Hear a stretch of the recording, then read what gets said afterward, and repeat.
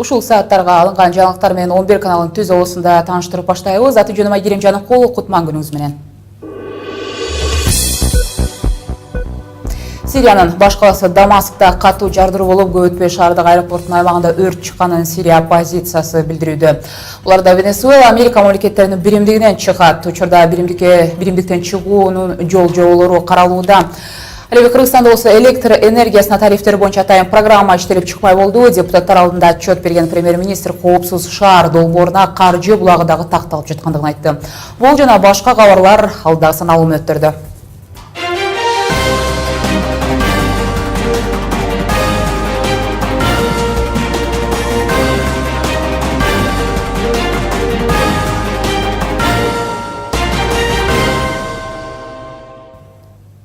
Оболо дүйнө кабарларынан Сириянын баш каласы Дамаскта катуу жардыруу болуп, көп өтпөй шаарда аэропорттун аймагында өрт чыкканын Сирия оппозициясынын өкүлдөрү жана байкоочулары билдиришүүдө.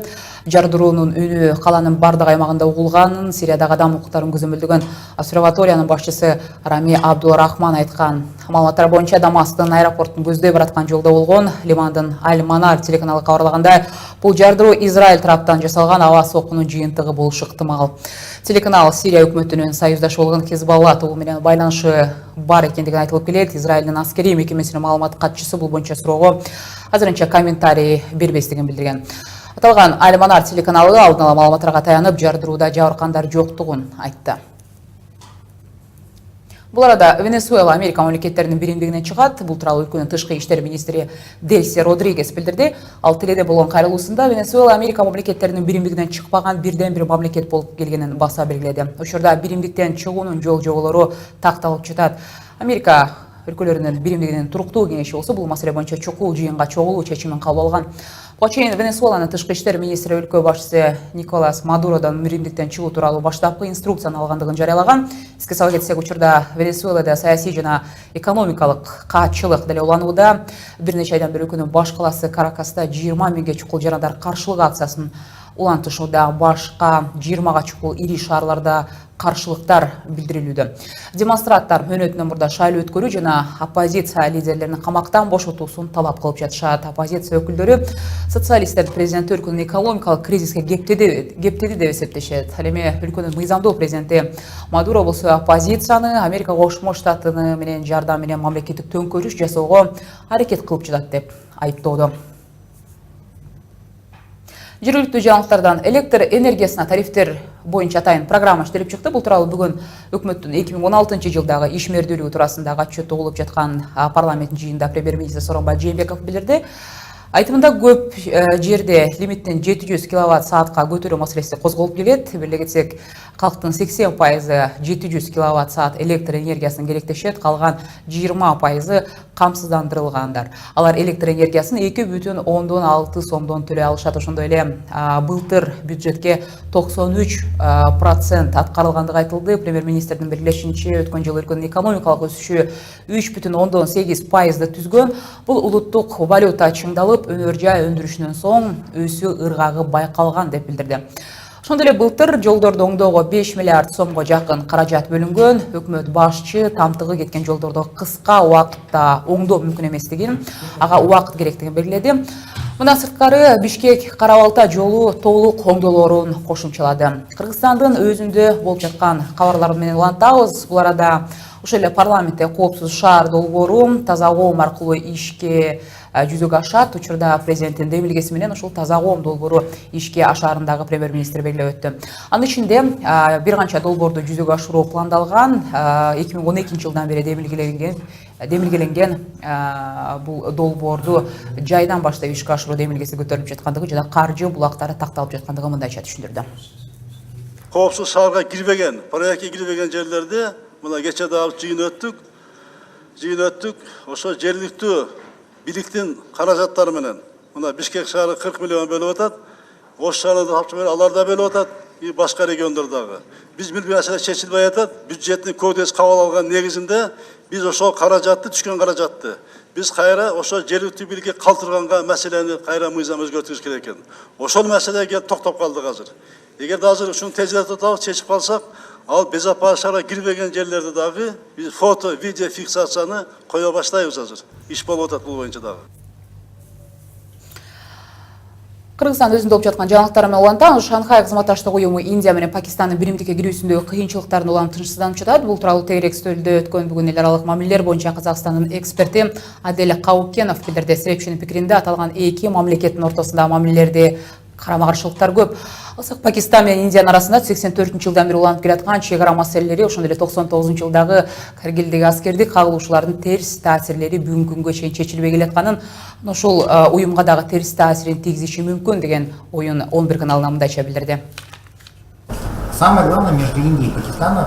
Алгач Пакистан менен Индия Шанхай кызматташтык уюмуна кирүүгө арыз жазганда аларды кабыл алуу бир топ кыйынчылыкка турду. Бул өлкөлөрдүн Борбор Азияга интеграциялануусу өтө эле оор болот. Аталган мамлекеттердин өз ара түшүнбөстүк мамилелери уюмга кирген мамлекеттердин аймагында дагы тең салмактуулукка таасирин тийгизиши мүмкүн. Да, и по сути даже да, противопоставляет им. Кошумчалап кетсек, бүгүн мына ушул жыйында жалпы эле Борбор Азия чөлкөмүндөгү мамлекеттердин эл аралык уюмдардын алкагында кандай кызматташып жаткандыгы туурасында маселелер көтөрүлдү. Алардын бири коомдук ишмер Кыргызстандын Казакстандагы мурдагы элчиси болуп иштеген Тилектеш Ишемкулов да катышкан болчу. Тилектеш мырза бүгүн биздин 11 каналыбыздын студиясына келип турат. Куш келипсиз. Тилектеш мырза, биринчи эле суроом, мына бүгүн биз сиздер катышкандагы тегерек стөлгө барып келдик. Анда Шанхай кызматташтык уюмунун ишмердүүлүгү көбүнчө талкуулоого алынды десек болот.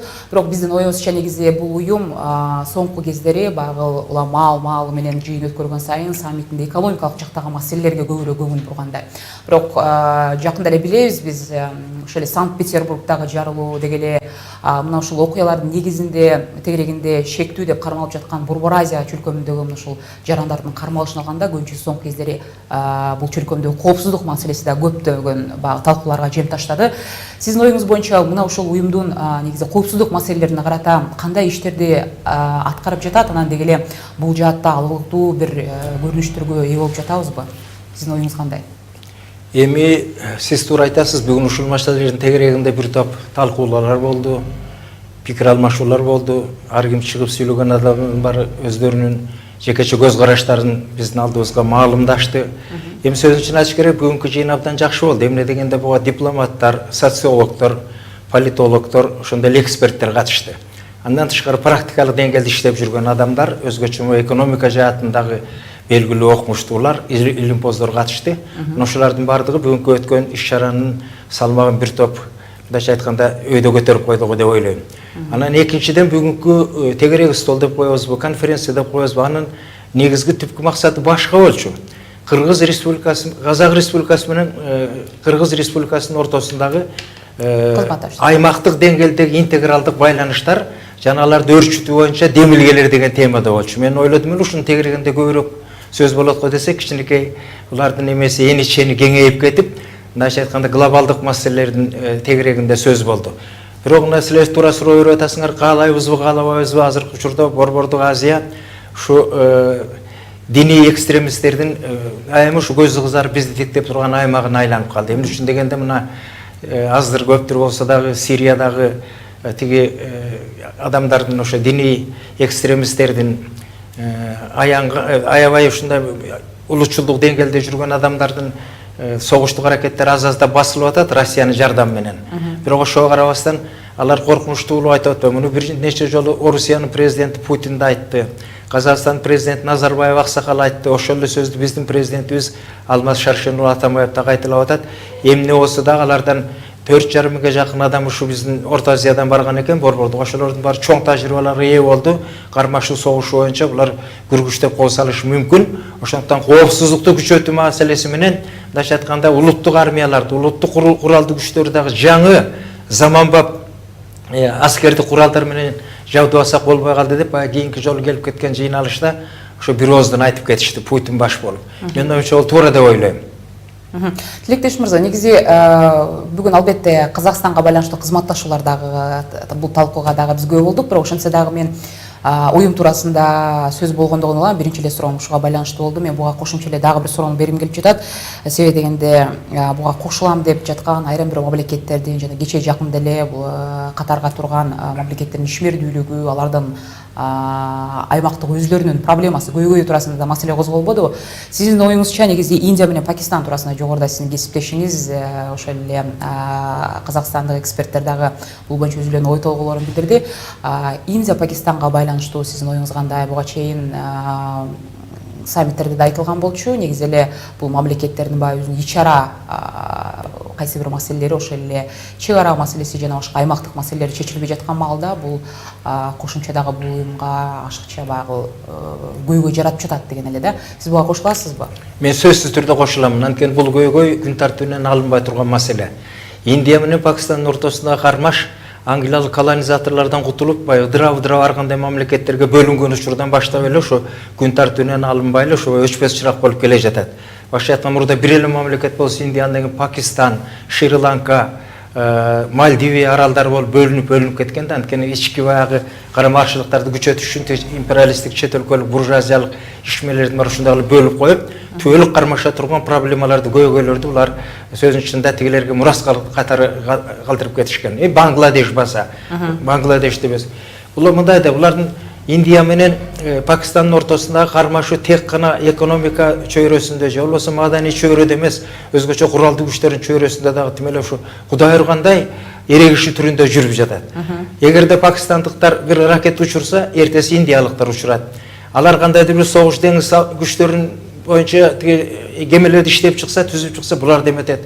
Мына бул жагын алып караганда албетте Индиянын куралдуу күчтөрү абдан күчтүү. Себеби эмне дегенде алардын дээрлик 45-47% жалаң мурдагы советтик армиядан калган, азыркы учурда Орусиянын курал жарактары менен жабдылышкан. Өтө акыркы эмедеги заманбап техникалары бар да, бирок бул башка кеп. Анткени согуш болот болбойт, локалдык деңгээлде же болбосо глобалдык деңгээлде дегендей кеп бар эмеспи? Бирок булардын эле негизги булардын кармашы жана Кашмир болуп эсептелет. Анткени Кашмир толук бойдон 90% мусулман калкы жашайт ал жерде. Ошондуктан пакистандыктар булар биздин ажырагыс бөлүгүбүз болуп эсептелет. Территориалдык жактан алып караганда да, аймактык жактан караганда да, юридический жактан алып караганда да булар бизге тиешелүү деген маселени көтөрүп атат. Ал эми индиялыктар болсо өздөрүнүн мамлекетин бытырандылыкка алып келбеш үчүн, дагы бир ошакта өзүнчө автономия түзбөш үчүн алар карама-каршы болуп, кез-кезде кандуу кагылышуулар болуп, адамдар ок учуп атканын биз күбөбүз да. Тилектеш мырза, мен дагы бир суроо Казакстанга байланыштуу. Сиз бир топ убакыттан бери ошол жакта элчи болуп иштедиңиз Казакстандын өзүндө. Бирок ошол эле жана Евразиялык экономикалык биримдикке келгенде кайсы бир коңшу мамлекеттердин ортосундагы жанагындай чечилбеген маселелер туурасында дагы айтылып келет. Ошол эле президенттер чогулган сайын ады ичинде Казакстан аркылуу жанагы көзөмөлдөр боюнча дагы маселеге.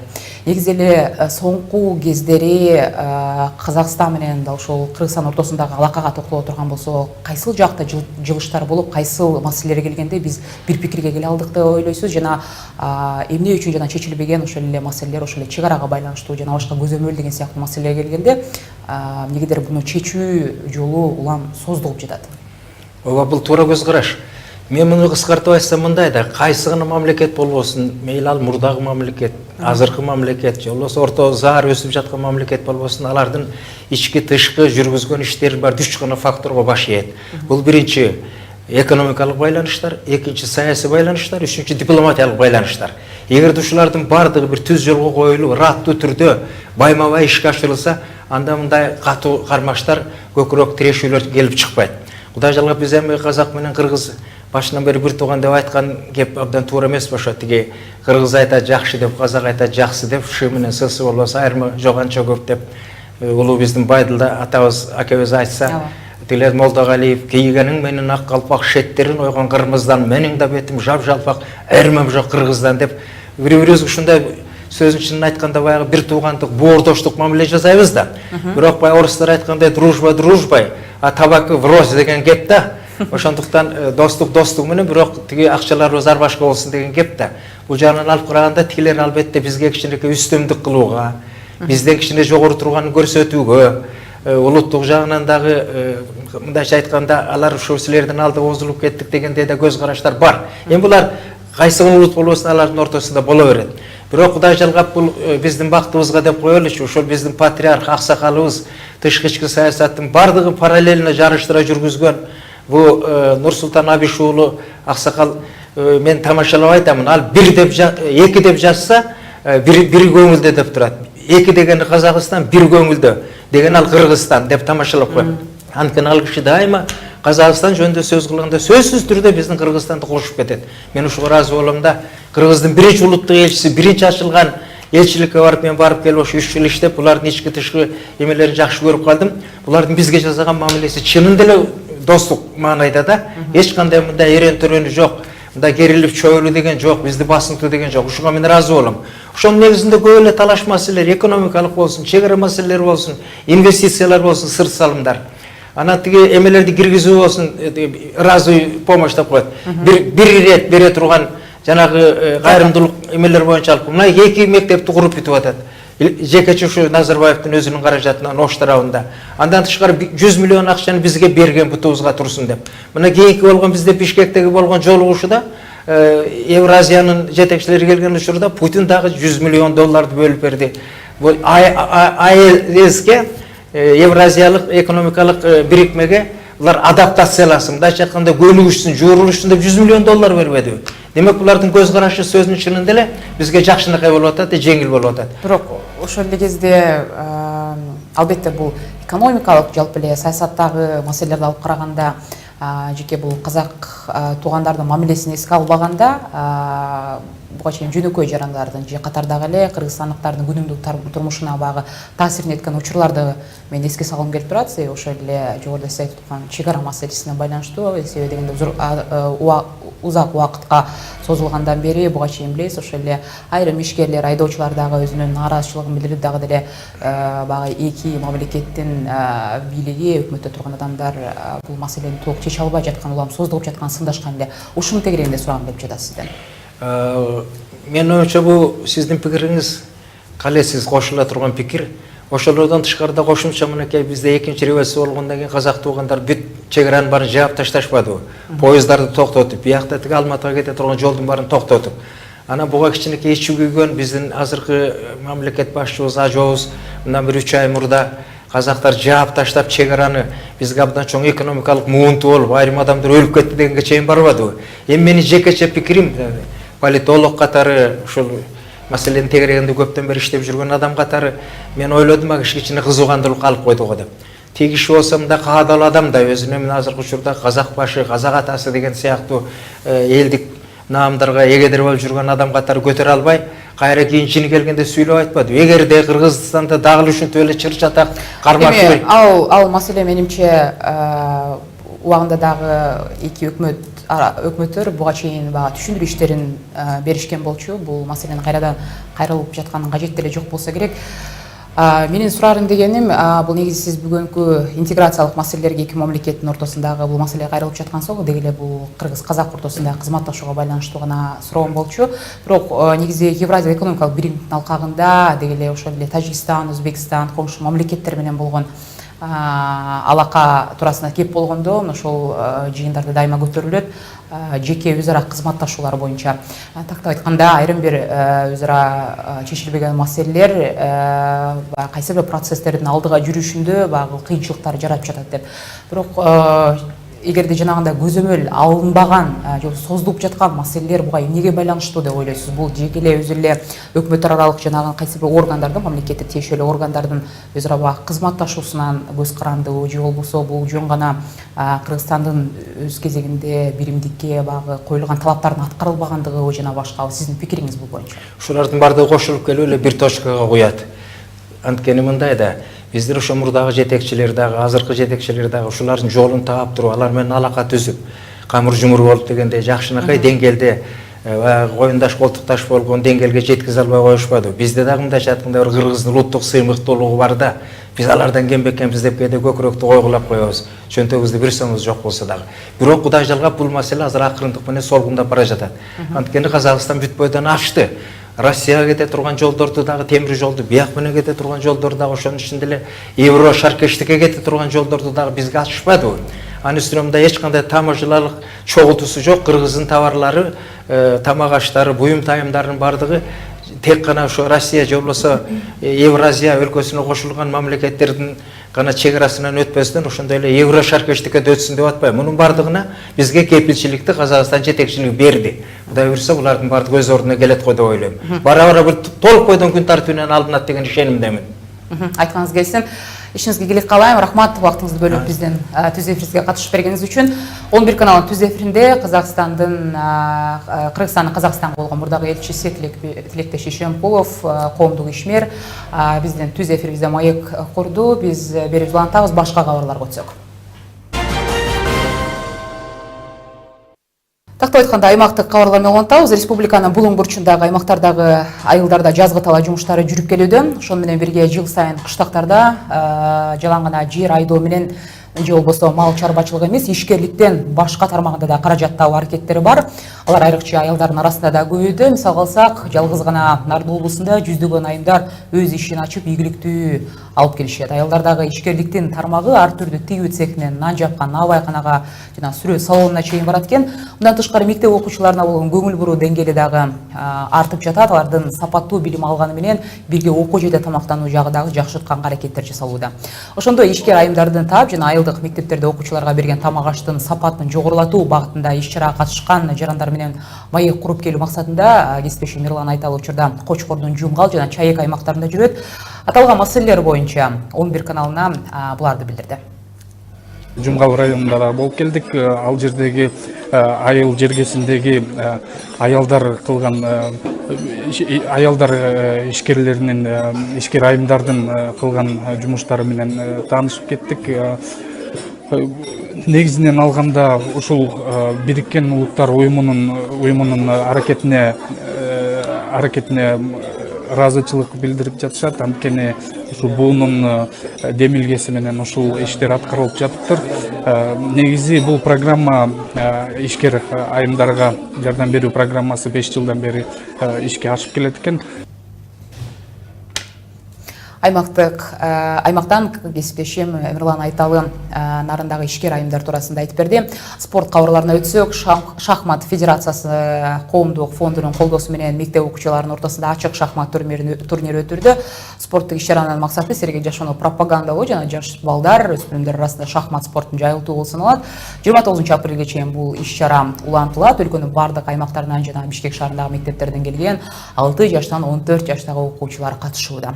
Эл аралык шахмат федерациясынын эрежелери негизинде өтүп, оюн үчүн берилүүчү убакыт чектелет. Ошондой эле ар бир жүрүшкө кошумча 5 секунд кошулат. Топтолгон упайдын негизинде жеңүүчүлөр 29 апрелде аныкталмакчы.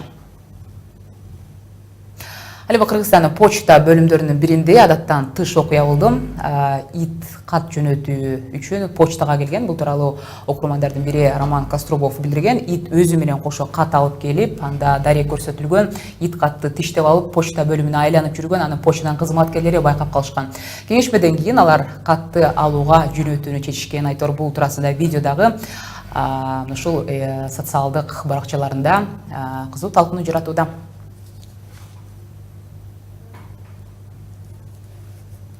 Ушул сааттарга алган кабарларым ошолор болду. Аты жөнүм Айгерим Жаныкул. Кайрадан жаңылыктардын жаңы чыгарылышында жолугушканча саламатта калыңыздар.